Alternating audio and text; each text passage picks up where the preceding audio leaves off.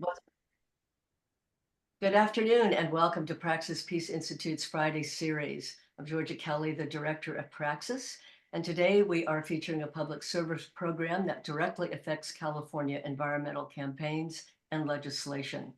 Our guest is Kendra Harris from the Climate Center. I thought it was based in Santa Rosa, but she'll explain where it is these days. The Climate Center is focused on advocacy for accelerated, equitable climate policies and is one of the most effective environmental organizations in California. Kendra Harris is the Government Affairs Manager of the Climate Center and is responsible for the center's policy advocacy in California. She has worked for 20 years in government relations and public policy with experience in both government and nonprofit sectors. She is a native of Southern California and studied at Cal State Dominguez Hills and resides in Sacramento. I also saw something interesting in your bio, Kendra, that you like sci-fi novels. So we're going to have to talk about that sometime. But so welcome, Kendra. Thank you for being with us today. Thank you for having me. Is that in my bio? I may have to make some edits. Oh, you mean you're no longer interested in sci-fi? No, I don't get to read for pleasure as much as I'd like to these days. But I am a fan of sci-fi and fantasy novels. I am. Then I'm going to send you the link of the interview I did with Kim Stanley Robinson. Hmm. Yeah, I did an interview with him a while ago. So before we get into policy and legislation matters, I'd like you to tell us a little bit about the Climate Center, what it is, its purpose, its goals, and maybe, well, you don't have to get into it yet, but we will talk about what your goals are for 2024. Sure. So I'm not sure were you able to send out the documents at all before? No, I wasn't. Okay, then I will, let's see if I can. I actually sent one of them, the fossil fuel ones. I did send that one Okay. out. I'm gonna see if I can just drag this to the chat feature. Sorry, I'm like closing windows and opening windows. Yeah, when they change these systems, it becomes more complicated. Mm-hmm. So we could do that at the end. Yes. Here we go. So, I found it. okay, good. Hopefully I can up. Sorry, I'm on a Mac and it's being very temperamental today. I don't want you to open. I just want to drag you and upload you. Okay. All right. So, So I'll just talk. So that's a, you've heard my intro. I have been working in Sacramento policy and government for 20 years now. SoCal native, but I used to work for the legislature as how I started my career. Worked for elected officials in the Capitol here in Sacramento. Worked for a number of nonprofits, and I worked for the state as a leader of a small state agency briefly as well. Most of my time I've been kind of a lobbyist, government affairs. Um, Sounds much more exciting and controversial than it actually is. I'm mostly a nonprofit social justice lobbyist, not like a big corporate lobbyist, like you might have heard in DC, some scandals. So I work for the good guys. I'm new to the Climate Center. I joined the team in January. The Climate Center has been around for quite some time, but um, still kind of establishing ourselves as a leader in kind of the policy space. A lot of environmental advocacy groups, as you can imagine, environmental justice, environmental advocacy, um, groups all over California and statewide that we engage with in Sacramento. The Climate Center is really trying to push um, more of an aggressive policy shift in Sacramento to address greenhouse gas emissions and see if we can reach our climate targets, which all reports indicate that we won't, but still trying to make a difference through policy and systems change work primarily in California. Because as we believe, California is a major leader and influencer in the United States and the globe. So I work on a number of policies in Sacramento, phasing out polluting fossil fuels to talk about a little bit today, climate change policies, greenhouse gas emissions policies, natural and working lands, energy policies around smart energy and clean energy, um, zero emission vehicles. I can talk a little bit about that today. And issues like that that affect the carbon in our atmosphere and how to capture that or reduce that, and hopefully improve our overall environmental goals. We don't get too much into the weeds of some other environmental policies, not that we don't care about it. Like, we don't really engage too much in like animal welfare or a lot of water policy. Still important, and we will support as coalitions ask us to, but really focus on climate change. Um, so unless anybody has any questions, this year the Climate Center is sponsoring two pieces of legislation. Um, One is a major one that's been going for a couple years now, authored by Senator Gonzalez, SB 252. It will most likely have a hearing in a couple of weeks. If you go to our website, climatecenter.org, you can sign up for our action alerts and our newsletters that go out weekly.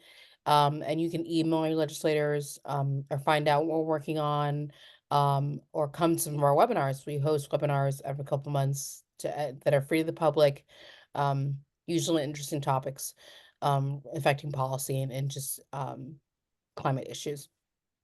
So Yeah, back to 252. 252 would urge and require our two largest pension systems in California. So I don't know if either any of you are public employees, but CalSTRS involving our teachers' retirement system and CalPERS, our public employee retirement system. The bill would require that those two systems divest from oil and gas or fossil fuel companies by 2031, I believe. Divest from those companies. So we're talking billions of dollars invested in those companies in various stock markets and investment portfolios. CalPERS and CalSTRS are some of the largest retirement systems in the entire country. So potentially divesting billions of dollars would be an important policy statement, but also could impact the future of the funds and how California is structuring kind of its investment models in some of these dangerous polluting companies. yeah. So, yes. I was just going to ask on something I hadn't thought of asking before, but when you talk about divestment, something I was reading just in the last couple of days is the excuse that they're giving now that it's so difficult to divest because all these investments have been sliced and diced in many different ways. And they try to get out of changing their policies, investment policies, and using that as an excuse. Have you heard that or know anything about it?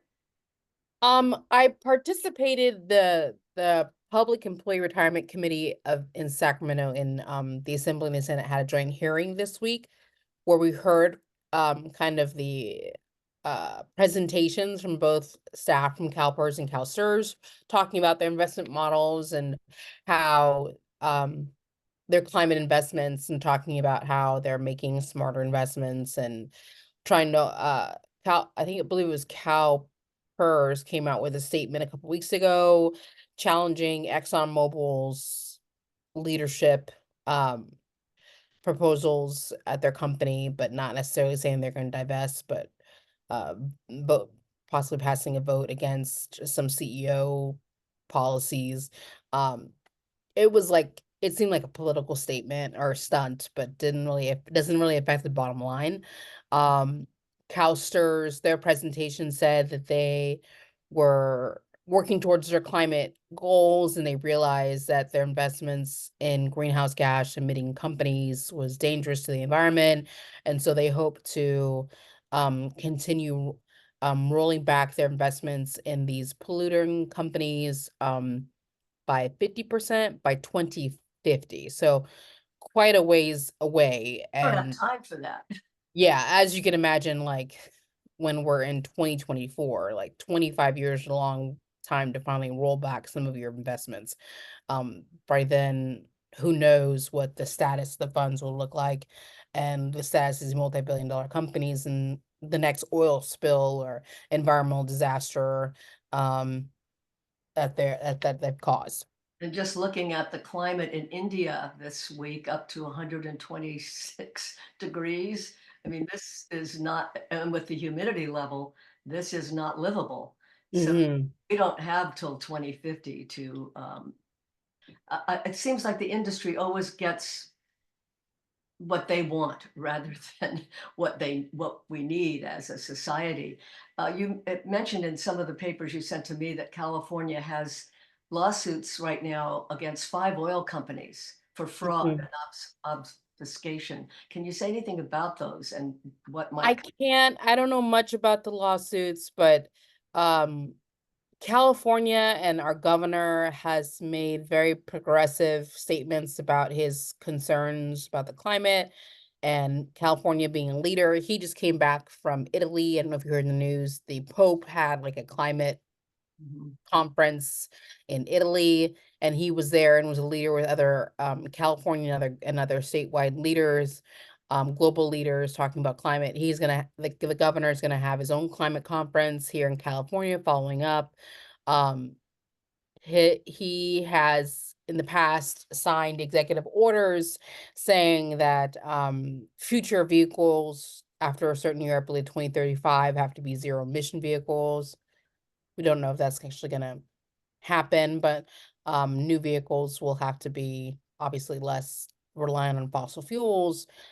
He's looking to invest in alternate energies and shift the public sector buildings away from carbonization and detrimental harms they have in the community and like the California fleet of cars and things of that nature. Um, So he's very progressive and mostly in statement on his climate programs, but this is a good time to shift to what we're facing right now. So in California, I'm sure you've heard in the news, we're in a down budget cycle again. It's kind of a boom bust years. This is a bust year. Multi-billions in dollars in deficit overall. So obviously the legislature and the governor has to close the gap somewhere to balance the budget. So we just finished several months of budget negotiations in the Assembly and the Senate. I was testifying with a lot of my colleagues in the subcommittees that handle environmental and climate policies. Um, we're losing like $8 billion in investments to climate key programs across the board. So it's pretty bad. And so they're shifting a lot of money around. They're dipping into the rainy day fund a little bit. They're also dipping into the greenhouse gas reduction fund, which we have. It's a special fund that was established a few years ago. The cap and trade program, which is a complicated program that companies can buy into to buy down their effects that the companies pollute. They can buy credits. It's like a in- sleight of hand. Uh-huh. So they can buy credits in the system to pay off or balance their pollution. But it raises billions of dollars in California in this fund, in this GGRF fund. That fund is supposed to then go to climate programs and special funds. But now legislature is dipping into it and spreading that money around to some programs that aren't necessarily climate related. And obviously we're upset about it, but what can we do in this system? Well, Um, that's brings me to another question, because in yes. the papers that you sent to me, it mentions that there's a projected California deficit of $78 billion, and how much of this could be eliminated if the oil companies just paid their taxes. I mean, one of the things, and we didn't have the subsidies. If the subsidies were just Yeah. taken away right now, not 2030, not 2035, but 2024, just eliminate the subsidies and have them pay taxes. Because one of the other things it said that shocked me is that they loan themselves money and then charge themselves a high interest rate so they can avoid paying taxes. So, what is the possibility of having an immediate change with the tax situation with the fossil fuel companies in California, that just to immediately demand the subsidies end now?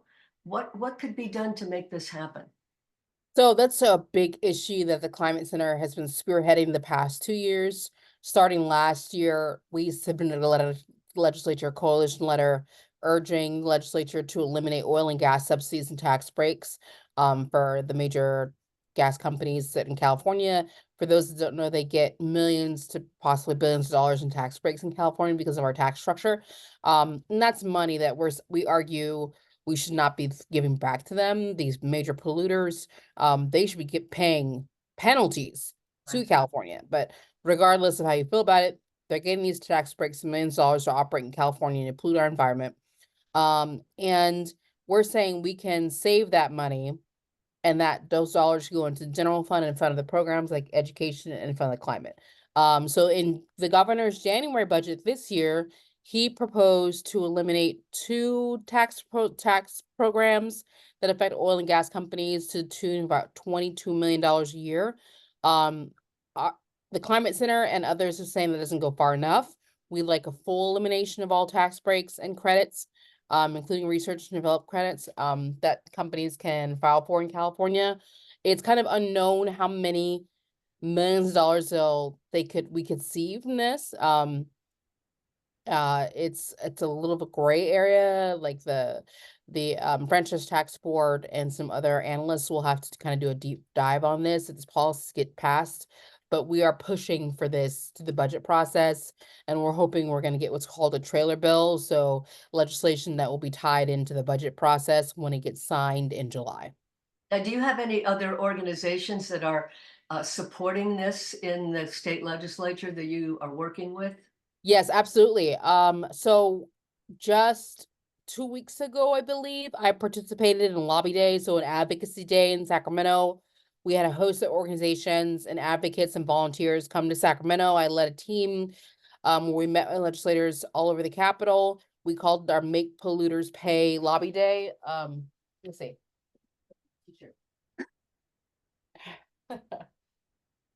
We all had, I don't know if you can see it. We all had our Make Polluters Pay, it's kind of blurry, Make Polluters Pay red t-shirts and signs. It was led by the Center for Biological Diversity, but we had other organizations like Environment California and Cal Environment Voters also involved in sponsoring that event.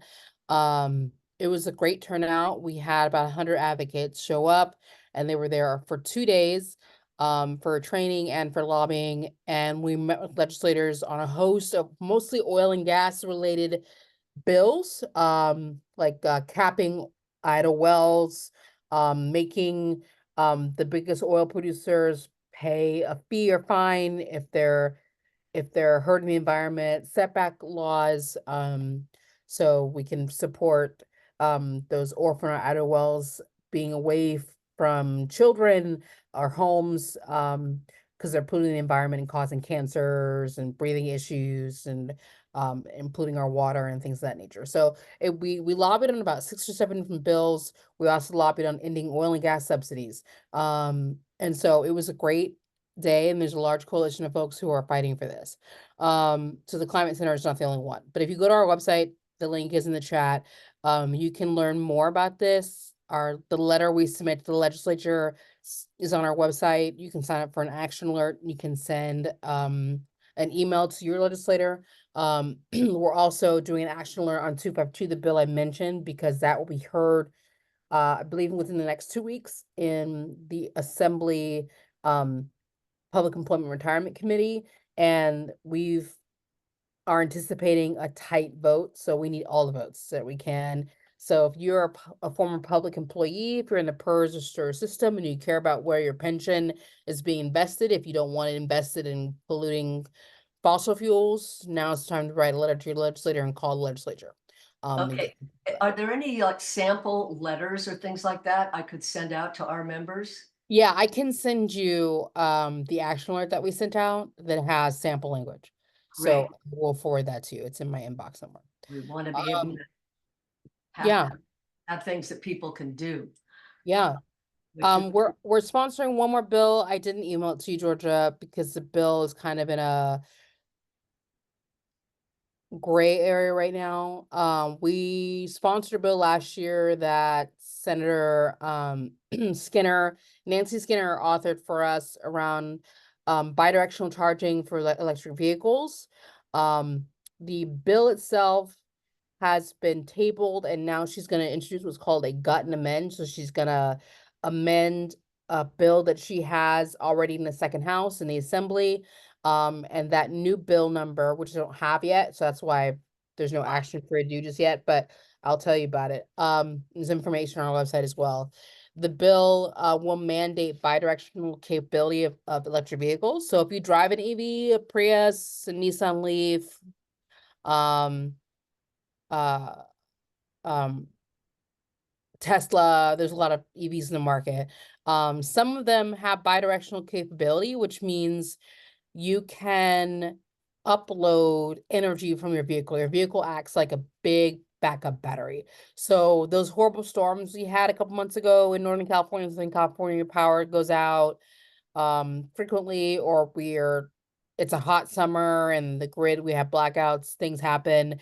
You potentially use your vehicle like a cleaner source of energy instead of a gas powered generator. You can plug your vehicle into what a bidirectional charger it's installed in your home, and you could say plug in your fridge, plug in your AC, your fan, potentially power your entire house for 2 to 3 days, depending on how large your battery is. But you know, when I read that bidirectional, that I didn't know what this meant, and so thank Yeah. you.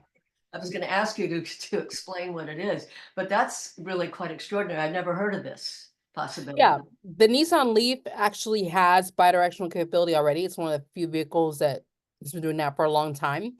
And that's one of the more affordable EVs in the market. So the bill would mandate bidirectional capability for all new EVs, I believe starting in 2035. Um, but it shouldn't be a costly change. It's mostly like a software update.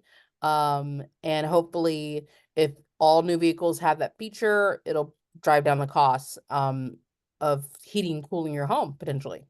Great. I think one of the problems I have, and I assume it's going to be true of people who are going to hear this program, is the time lapse between knowing what we have to do and getting the legislation passed to do Hmm. it, and then not having it be delayed for 5 years or 10 Yeah. years. I mean, that is so frustrating when we are up against a serious climate crisis. I mean, this might have been okay 30 years ago to have those kind of timelines. It's just not okay anymore. So, Yeah. what does the Climate Center have any idea about how these things could be accelerated? I mean, we're working on policies where we're saying, we're not going to reach our 2030 goals. All the reports that are coming out right now, and temperature, sea level rise, sea temperature.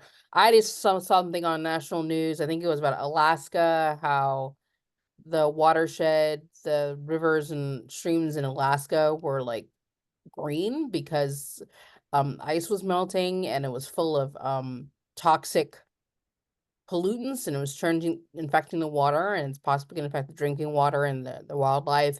Um, and so it's a problem. And normally when you work on policy, it takes about 10 months, 9 months to get through the legislative process. We have a full-time legislature. So policies get introduced in January, the budget gets introduced in January, the budget has to be passed um, by June 15th every year, to be effective July 1 for the following year. And it has to be balanced.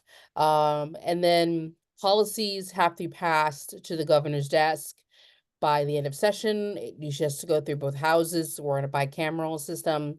Through all the policy and fiscal houses, they get amended because of costs or politics or whatever. And they have to get to the governor's desk by the end of August, early September, and he has 30 days to sign or veto. Okay, so And then that if it's a normal bill, it goes into effect, it'll become law the following year. It'll go into effect by January 1. But some of these policies are really complex. They have mandates, they have costs, it takes a long time to roll them out. So even if the law takes effect January 1, we may not have a rollout for several years just because the scope of the program, it can't be achieved in that short amount of time. and So that's why we talk about it's revolution. it's incremental steps, but the Climate Center is much more aggressive in the targets. Our CEO Ellie Cohen, she led a few years ago the release of Climate Safe California. It's a great program. We have a number of endorsers across California and nationwide to Climate Safe, talking about our priorities and how we are much more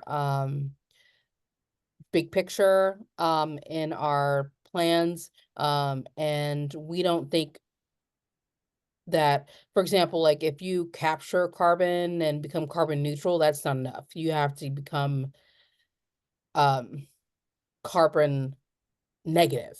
We have to Right, not only stop the carbon that's going into the environment, we have to pull out the carbon that's already existing in the environment and actually to affect the overall health of our planet.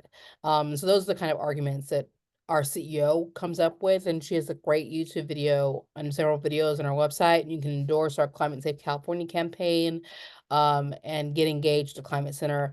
And it's a great way to become educated and all the works what we're involved when we do a lot of coalition work. Like I said, we're just one of many environmental organizations in California.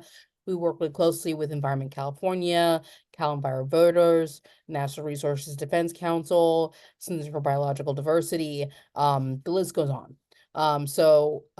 There's also a lot of environmental justice and equity focus environmental groups that we work in partnership with too. So I don't know if you're Praxis folks have folks of color, but um, it's a really diverse coalition of folks that we work with. We try to spread our work. We're more effective with more power in numbers. right. Um, so get engaged on our website, sign up for our newsletter. It comes out once every 2 weeks, I believe. You can pick and choose how much mail you want to get involved in. We have an annual policy summit. It happens in the spring. We just had a big policy summit. It's a 2-day conference in Sacramento usually. We had like the Speaker of the Assembly come and speak. We had Leon Randolph, the chair of the California Air Resources Board, was a keynote speaker at our conference this year, talking about their work. We had some policy experts all over the California come and give breakout sessions. It was a great way to network and meet people who work in this field, volunteers, organizational leaders. We had great tables. So that's an all-day conference. It'll be April of next year, I believe, Just in gonna ask you Sacramento. that. Yeah, it'll be April of next year in Sacramento. We're pushing it back a little bit. You don't Um, have the exact dates yet? no, I don't. In this, it'll be a 2-day event. The first day will be the conference, and the second day we do a lobby day that I will lead. So if you want to stay, you can join our lobby day. We'll feed you lunch, we'll train you, and then we set you loose on your team. And there you'll have an opportunity to meet with your legislator in Sacramento. We'll give you talking points and tools and materials you can leave legislators and staff. It's a great way to network and engage in the policy advocacy process directly. Great, And then also I mentioned our website, we have action alerts for folks. So we can give you tools and language if you want to call your legislator. We can give you talking points. If you want to submit a letter or sign on to a letter, I don't know if Praxis engages in policy advocacy, but if you want to have a member sign on to a letter, that's great. We can give you kind of sample letters that you can sign on to as well. great. That's really helpful. Yeah, we've not done a lot of letters as a group, but we did one about the current war in Gaza. So we do them, and I think we will start doing more of them. And one last thing I wanted to ask you, because you go, and then I want other people to have an opportunity to ask you things. The Climate Center also participates in the UN climate talks, which will be in Azerbaijan this year.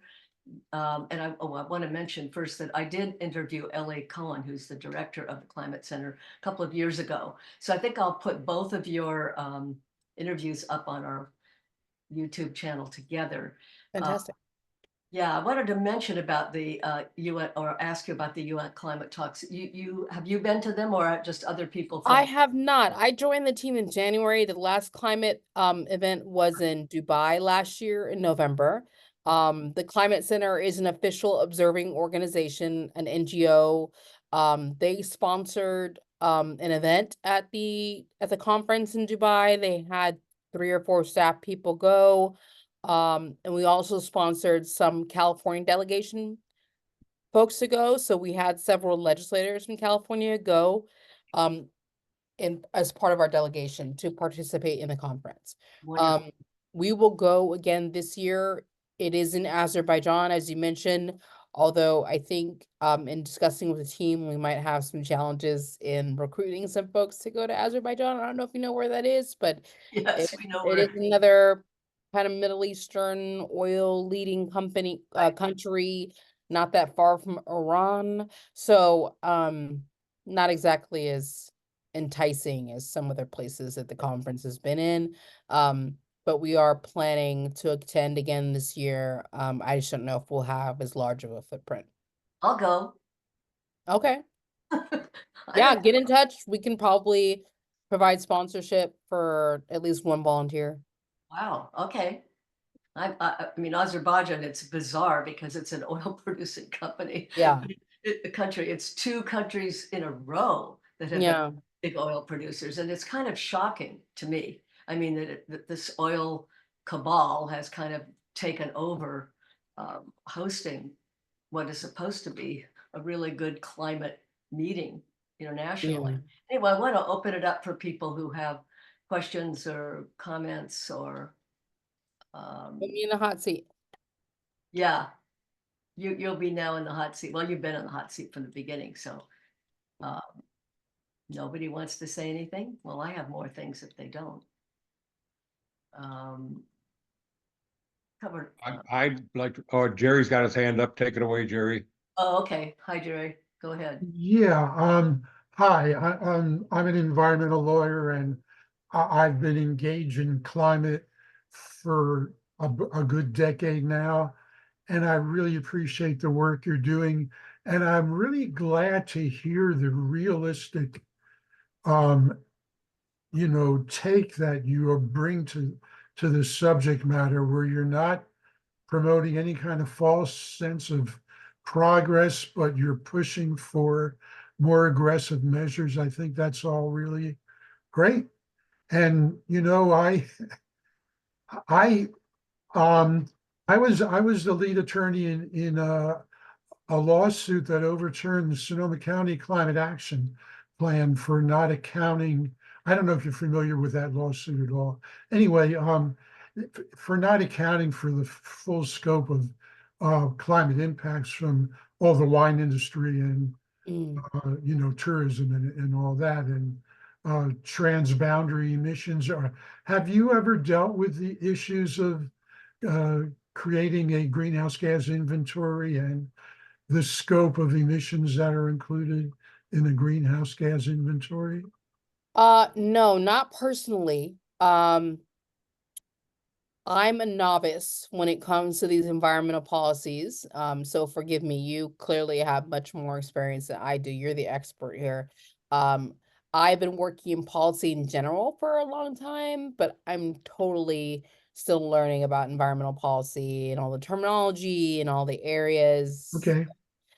So don't ask me anything too technical. But I can tell you the Climate Center doesn't I don't think we engage too much in legal fights, like actual lawsuits or because we don't have a legal department. I don't know if they sign on to amicus briefs. I have to ask.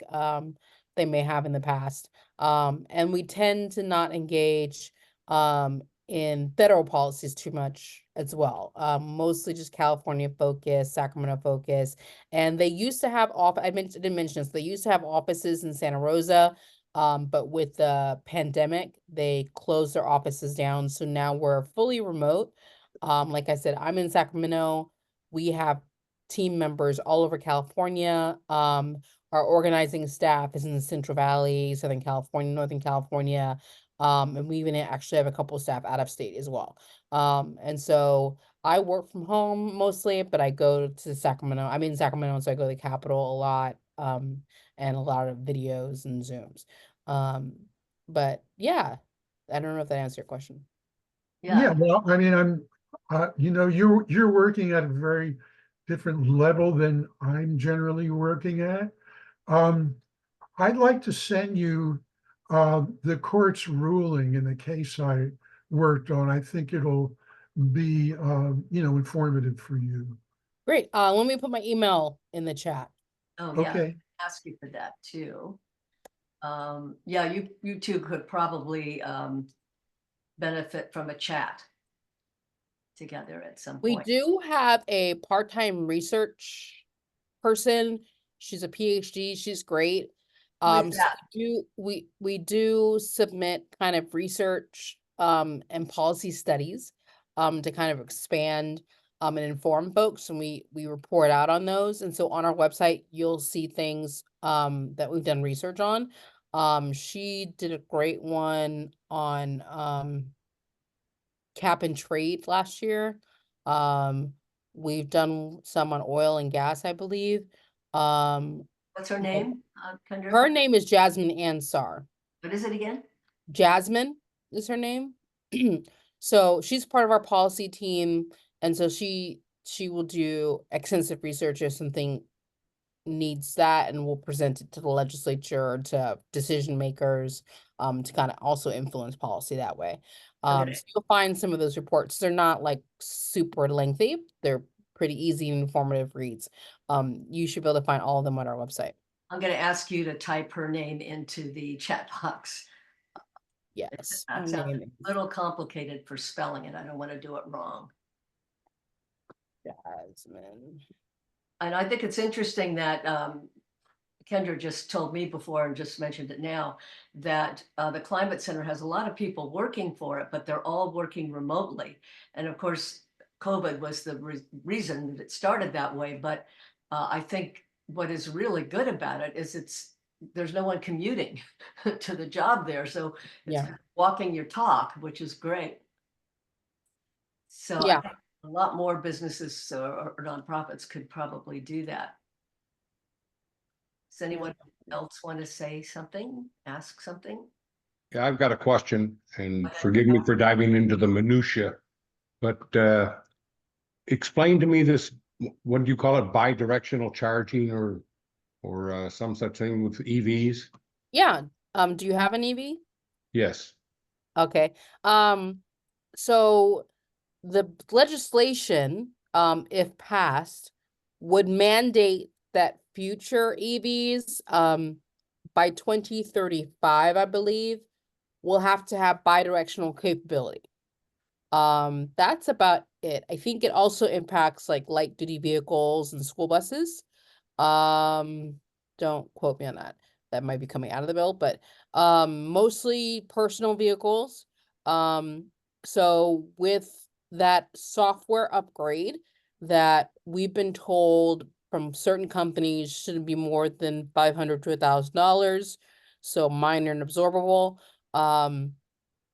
If you get a device, a bidirectional charger installed in your house, you could plug your car into that and then plug a device into that. And so, for example, at our policy summit, we had my colleague who's running the bill, Kurt, who handles our energy policy when it comes to electrification.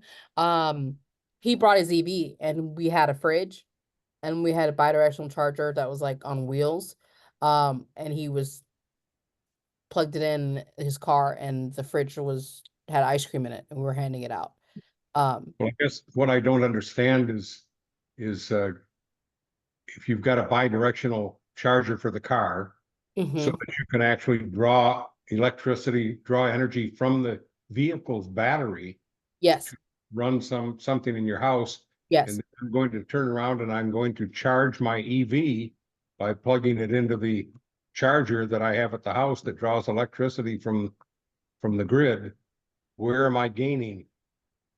well, I think it's mostly to be used if the power was stressed, like if it was a power outage, for example. And maybe some people might need to keep their medicine refrigerated, for example.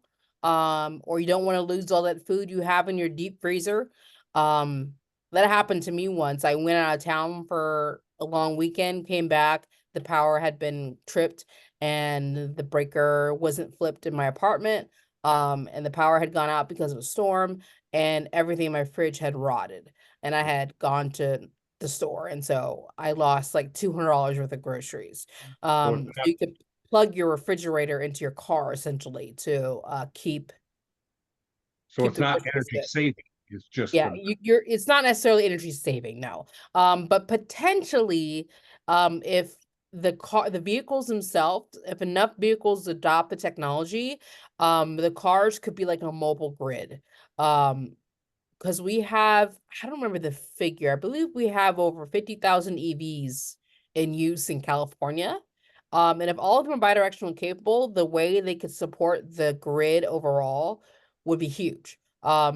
So potentially, if it's not in the bill, but potentially in the future, your electric company might want to give you a stipend if you decided to allow your EV to power your house, and so they could take power from your EV. Maybe you charged it at the mall or some mobile charger somewhere, and they could reimburse you for that backup to the grid.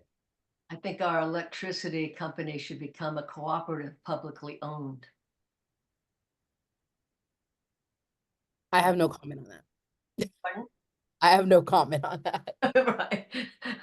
I've been advocating for that for a long time, but don't seem to be closer to that happening, but who knows? Anybody else want to offer anything, ask anything?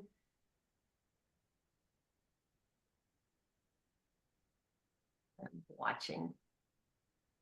And do you have anything else to tell us, Kendra, before we finish? Just to know. Yes. So this year it's a big election year as well. The Climate Center does have a political arm. We don't necessarily endorse candidates, although I think they endorsed a couple before I joined the team. So I don't know if we're going to do that again this year. And I mean, like California races, I doubt we're going to get engaged in national races. As far as candidates go. But there are a couple of ballot measures you should be concerned about this year. California has a lot to do with our initiative process. People like to legislate with initiatives. There's one initiative, it's been cleared for the ballot for November. You may have heard of it because Jane Fonda is, I believe, really advocating against it. It has to do with a law that passed last year, I believe, around oil setbacks. So there's like a law that says these oil wells have to be so many feet away from people's homes and schools. I think mostly just schools and parks. And so the gas and oil companies fighting it with an initiative on a ballot. So I would look that up and educate yourselves on that. And there's another non-related to environment, but just general when it comes to fund availability.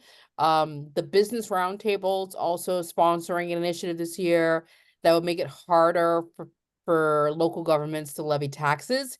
I don't know how you feel about tax revenues, but the bill would like prevent them from being able to levy any kind of tax locally without I believe a supermajority, and so that could be really hard for smaller governments that need to raise funds for particular programs for schools or health centers or the environment for any amount of public service programs. And so Can you explain that a little better or again? I didn't get that.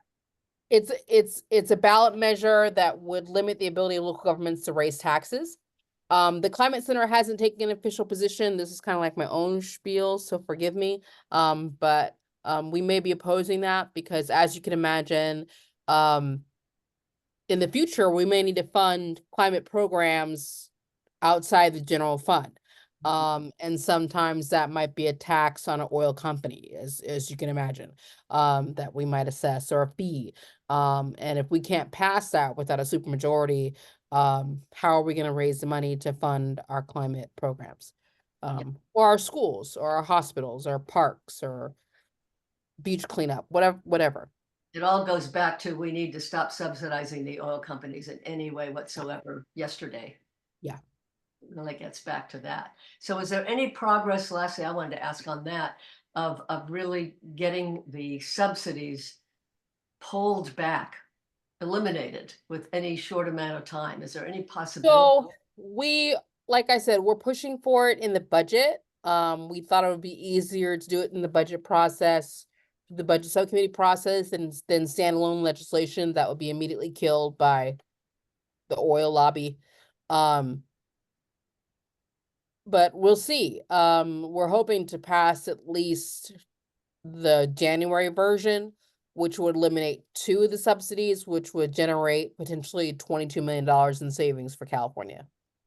Okay, then I have another question. It might be something that you can answer, Jerry, too. Would it be possible for citizens to put an initiative on the ballot that would eliminate subsidies for fossil fuel companies in California? I don't see why you couldn't, but that'd be expensive. What do you think about that, Jerry? I don't have a lot of knowledge about initiatives, but I agree. I don't see any reason why, any legal reason why it couldn't be done. Let's do it. They would simply rename subsidy something else. Right, you have to use the right language. Right. And I think you'd have to possibly find the actual tax code or line item to eliminate that break, that subsidy that goes to companies. So it would take some research. Yeah, it would take some research. Maybe your research person, Yasmin. But it seems like when it takes so long to go through the legislative process, we do have this option in California of doing an initiative. And that may be what we have to do to get things happening quicker. Right. Without these 10-year timelines, and which would just seem absurd with what we're facing. So I find the legislative process is not perfect, but in my view, it's the behind the scenes view is not perfect, but it's a slow process, usually a heavily negotiated process. And you're not usually going to get 100% of what you want, but if you're persistent, I've seen policies that take a decade or more just to pass the legislature. and we've got a pretty good state legislature. I mean, and we've got a pretty good straight legislature. We've got a democratically controlled legislature, so they're passing a lot of aggressive policies. So right. Well, this has we're been better off than a lot of other states for sure. absolutely. That's no question about that. And yet we can still do more. So I really applaud the Climate Center and what you've been able to do. And I think the goals and the purpose are very progressive, very accelerated, and something that, you know, all of us feel really passionate about as well and support. So I did get the information on the April when I couldn't go this year. And I thought next year I want to go to the April policy summit that you do in Sacramento. I think that would be really worthwhile for some of us to go. Fantastic. So thank you, Kendra, for the time you've spent with us today. I will send you a link tonight to the video, and I'm going to stop the recording unless somebody wants to say something before I stop it. No, okay.